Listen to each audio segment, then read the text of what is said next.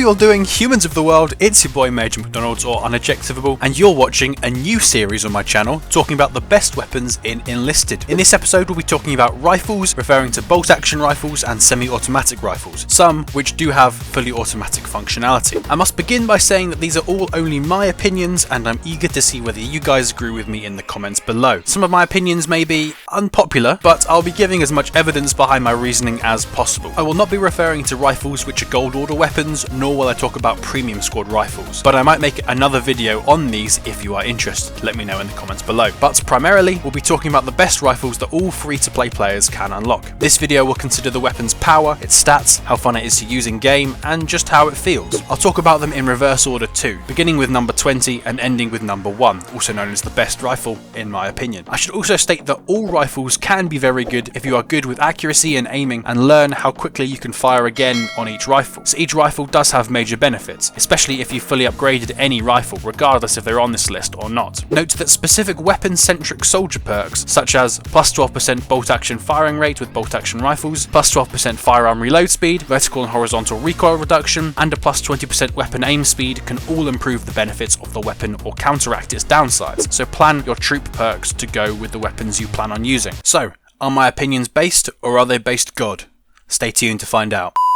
Number 20, the VZ-24, available in the Moscow campaign for the Axis faction. Firstly, I should state that notable mentions for this position are the Ross Mark III, Normandy Allies, and the Mannlicher M1895, Normandy Axis, which both only lose out to the Czechoslovakian-born VZ-24 due to their lower damage and high reload speed than the VZ-24. But the VZ-24 has 15 damage at 10 meters, still adds 12.3 damage at 100 meters, more than enough to instant kill or down enemies with just one bullet. And I'm not even talking about a fully upgraded 4-star version of the weapon which receives 15% more damage. Its reload speed of 3.2 seconds is quite good for a bolt-action rifle as well, but it is let down a little by its limited 5-round magazine, ever so slightly worse fire rate, and high vertical recoil at 96. It feels fun because it has devastatingly powerful bullets and a bayonet, but like most Moscow rifles, feels a bit clunky to use sometimes. It does not have a unique firing sound, but the open sights, in my opinion, are a big plus.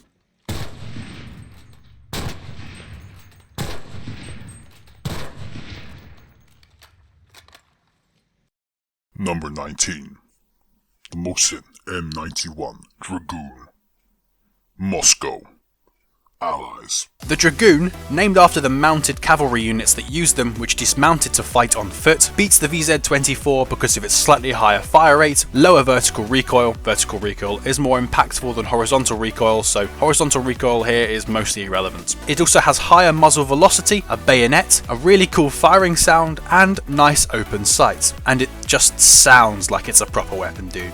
Like, come on. Dragoon!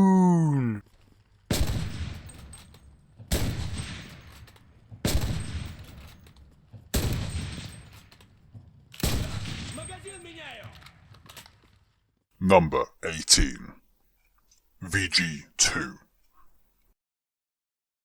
Berlin, Axis. The VG2, also known as the Volkssturmgewehr rifle, secures a top 18 place due to its much higher firing rate, 10-round magazine, and lower weight. It does slightly less damage than the Dragoon, but still does 14, which is more than enough to instant kill or down enemies from afar. It also has minimally higher reload speed and slightly higher vertical recoil, which matters not because of how the weapon makes you just adjust the bolt handle every time you fire it. The iron sights are also very nice and minimal, still allowing you to see all around you while aiming. But perhaps the coolest part is knowing that the Volkssturm use this thing. And if you haven't seen my video on the Volkssturm Premium Squad, then I strongly recommend you go and watch it now. Not just because it helps the channel, but also because it's genuinely interesting in itself. I promise.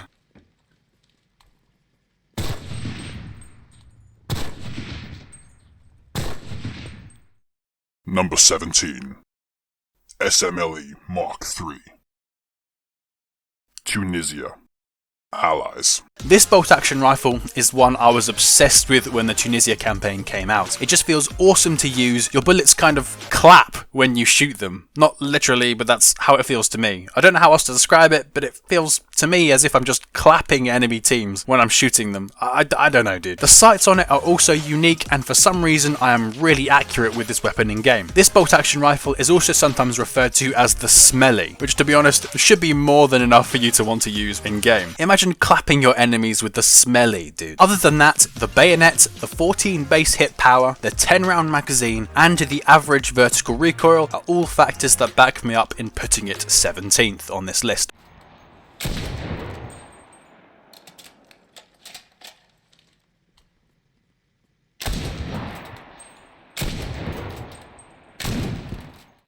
Number 16. Lee Enfield. Number 4. Mark 1. Normandy and Tunisia. Allies. This weapon actually was a result of further development of the SMLE rifle series. It might have the same hit power and a bayonet like the SMLE, but sadly for the SMLE, the Lee Enfield has a higher rate of fire, lower vertical and horizontal recoil, and better reload speed. I'm not biased at all towards the British-born SMLE. Can you tell?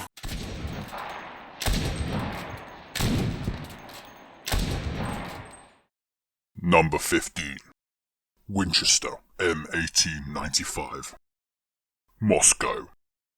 Allies. This weapon not only has a whopping 15 hit power, but also higher fire rate and substantially lower reload time than the Lee Enfield. It has a larger vertical recoil and only a 5 round magazine, but if we're being honest here, that's all basically irrelevant considering it feels as though it's a ridiculously powerful shotgun with such an awesome firing sound, with surprisingly high accuracy as well, allowing you to clap more enemies from far away. It does not have a bayonet though, sadly, but with the power of the mighty Winchester, who even needs a melee weapon?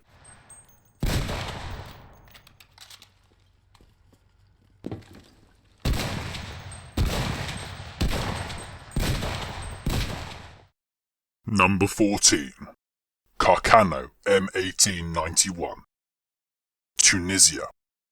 Axis. The first Italian rifle on the list comes in quite high at 14th, because in many ways it's actually just a better version of the Winchester, but also it's in a campaign where bolt actions are very prevalent, the Tunisia campaign, making it more useful in this context. I'm a big fan of these unique sights too, but the big selling points are its high fire rate, between 52 to 57 shots per minute, low recoil by bolt action standards, both in vertical and horizontal, a low weight, a 6 round magazine, which bests all 5 round mags on other rifles, and a 14.2 base hit power. That extra 0.2 hit power comes in surprisingly useful to be able to down enemies from far away. You'd be surprised. Besides, Italian weapons just feel really cool.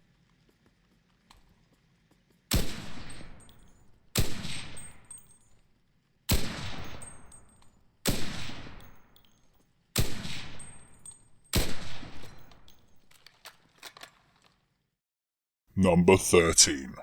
M1 Carbine.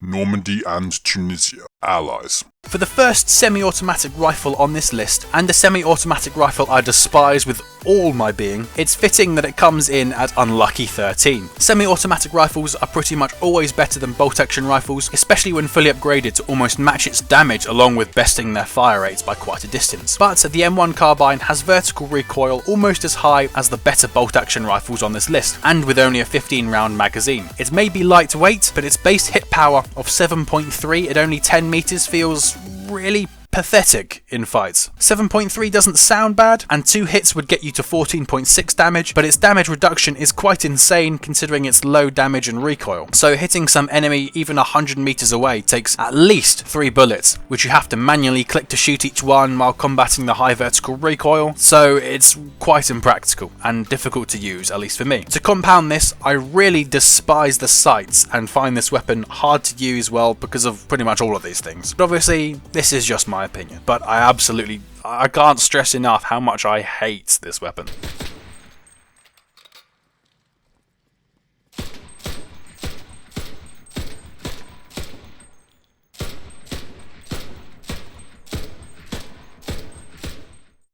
Number 12. The subscribe button.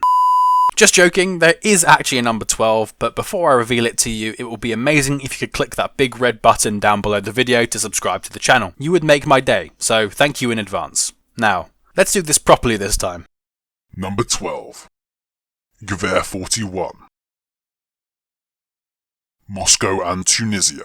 Axis. Don't let the rate of fire on the statistics mislead you. It's definitely quicker to fire than it says. I don't actually understand why it says it's got such a low rate of fire. It seems to be a common error amongst Gewehr semi-automatic rifles. It takes close to double the time to reload than the M1 carbine, has more recoil than it, and a magazine size of only 10 all compared to this M1 carbine. That all being said though, it does almost 2 times as much damage as the M1 carbine, which is arguably the most important thing, at least in my opinion. Therefore, it takes a higher position than that dreaded M1 carbine, which I do not want to have to mention ever again.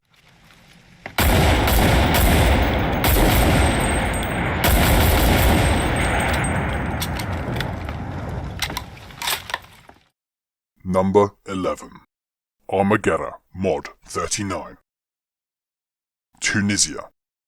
Axis. Probably a slightly controversial pick, putting the second Italian rifle on this list, but the first Italian semi-automatic rifle in 11th place. However, its sight and firing sound are quite unique, and 11.3 damage with decent recoil and shots per minute all mean it's actually quite good to use, especially in Tunisia where it really holds its own. I actually prefer using this to the Gewehr 41 in Tunisia, even though the Gewehr 41 is a later unlock for the Axis, just because this Armageddon feels awesome to use, and I just love Italian weapons in general. It does have a better reload time than the Gewehr 41 as well, despite having just above half its magazine size, which is still very important.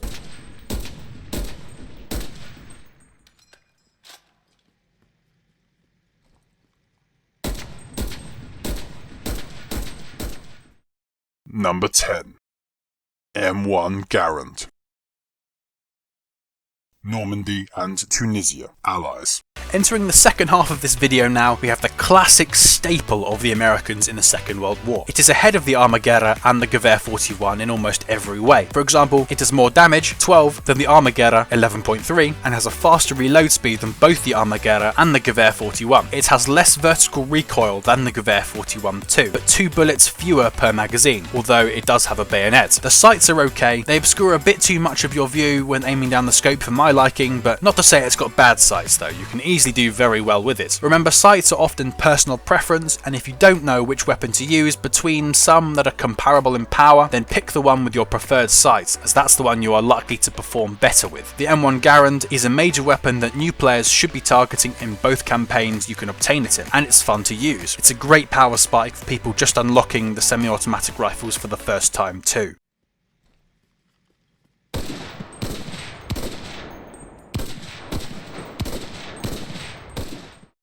Number 9.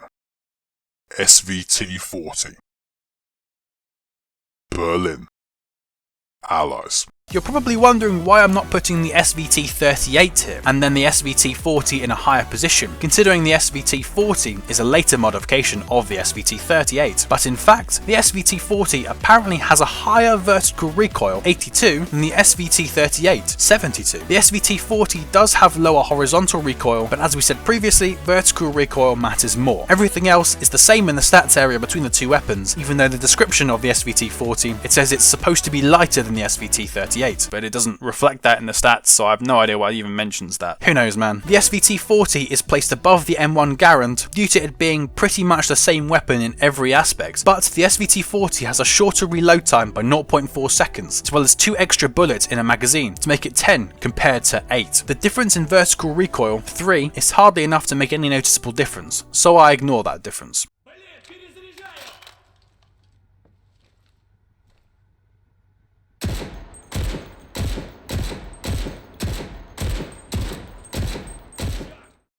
Number 8.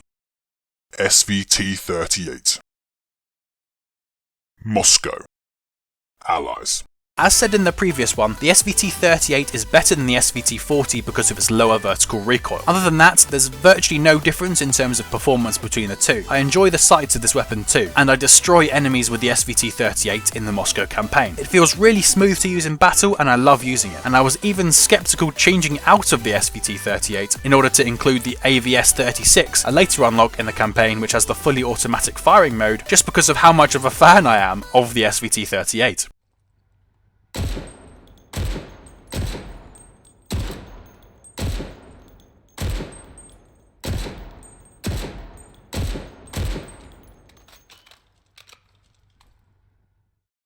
Number 7.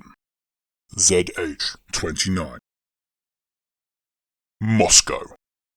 Axis. Now, I expect this to be a controversial pick, as I do not hear about many other content creators rating this weapon quite highly, but for me, it deserves a top half finish in my ranking. It's a very unique weapon, looks awesome just to, well, look at, and feels so fun to use because it's actually ridiculously powerful for a pure semi-automatic rifle. With only a 2.1 second reload speed without any upgrades, it is insane, and dealing 12 base hit power with a 10 round magazine rounds it off. Its vertical recoil isn't fantastic, sitting at 82. With the recent semi-automatic nerfs, it actually makes very little difference, as you can't fire them as quickly as you used to be able to, but the time between shots is more than enough to re-aim your Czechoslovakian masterclass of a weapon.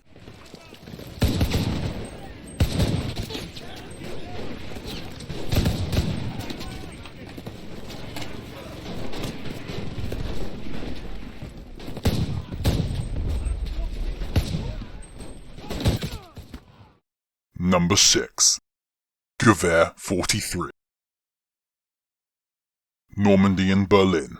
Axis. This awesome semi-automatic rifle, the upgraded version of the Gewehr 41, which sits in 12th position, in my opinion is the best of the bunch that have no fully automatic firing modes. I love using the Gewehr 43. The sounds when firing are awesome, and the iron sights are really satisfying to use without obstructing your view when aiming. At the base level or lowest level, the Gewehr 43 does the same damage, has the same firing rate, has the same magazine size, and the same weight as the ZH-29, but with two worse vertical recoil, and 0.2 seconds, yes, 0.2 seconds slower reload speed. So if it's the same weapon but ever so slightly worse in some aspects, why is it higher than the ZH-29? Because I prefer it. Yeah, that's pretty much it, to be honest. I think the Gewehr 43 feels easy to use and has better sights than the ZH-26, which, as we have said previously, can matter a hell of a lot in fights. When upgraded, this Gewehr 43 becomes a literal powerhouse too.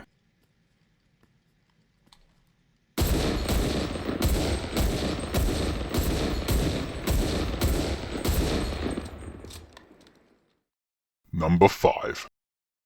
AVS-36. Moscow and Berlin. Allies.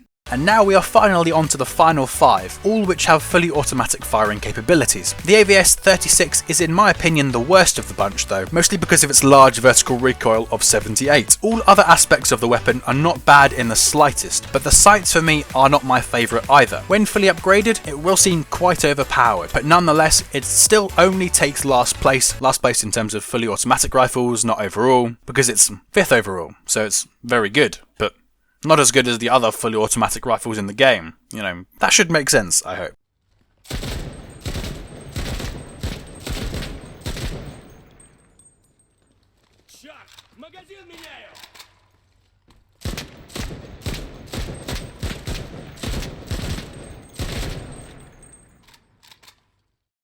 Number 4. M2 Carbine. Normandy. Allies.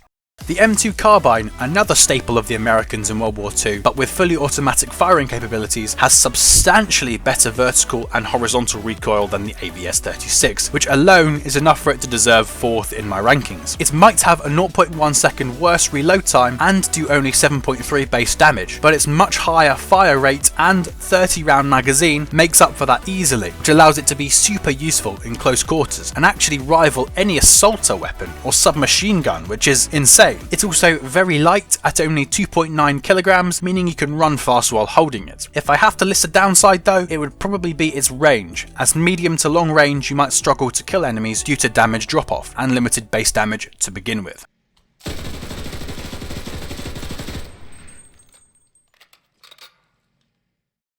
Number 3. AVT-40. Berlin. Allies.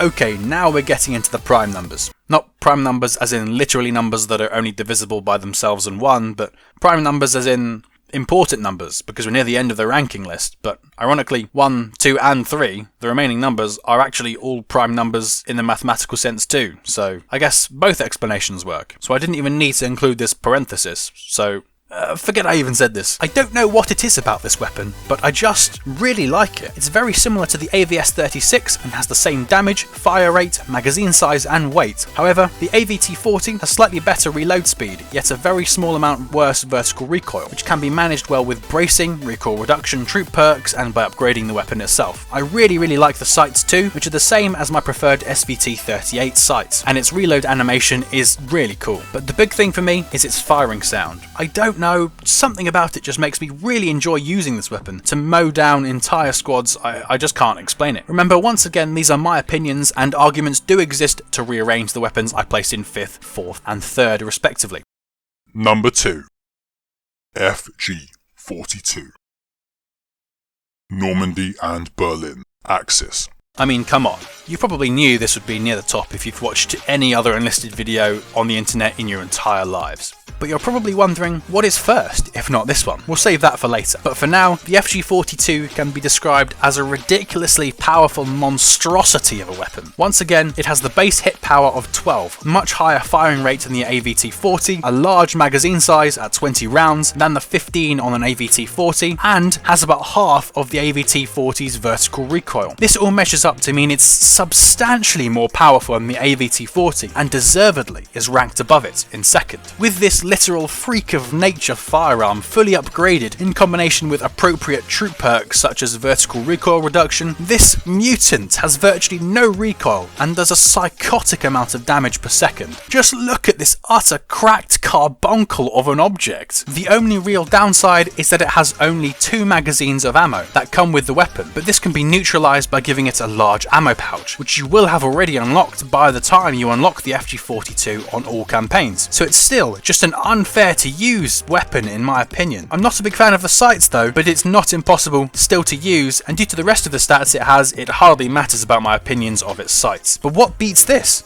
and receives first place in my rankings?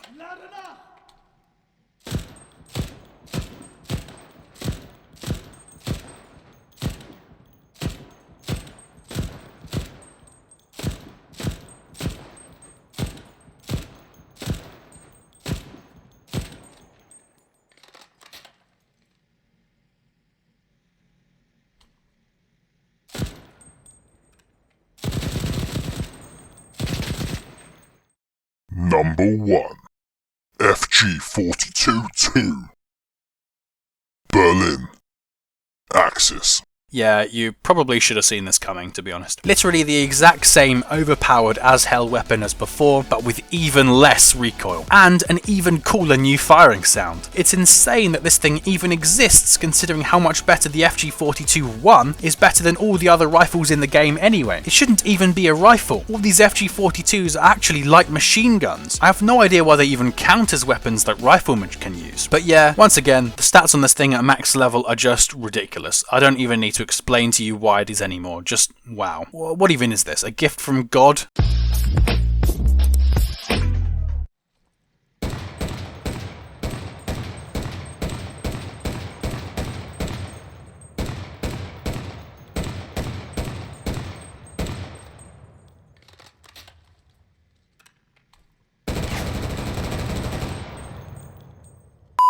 That though is going to wrap up this video, and I hope it has helped you all, you enjoyed it, and that you learned something new. If you did, then slap a like on this video, and of course subscribe to the channel if you're new around here. If you guys want more in-depth reviews of specific weapons, then let me know down below, as well as what category of weapons you want ranked next. I am probably going to make this a series and cover all categories of weapons for you guys, so let me know if you agree with my rankings down below. I'm really interested to hear whether you guys have strange weapons that you've fallen in love with, like I have with the SMLE, the SVT, and the AVT. Nevertheless, it's been a pleasure ranting at you today. Have a wonderful day, enjoy yourselves, and I'll see you in the next one.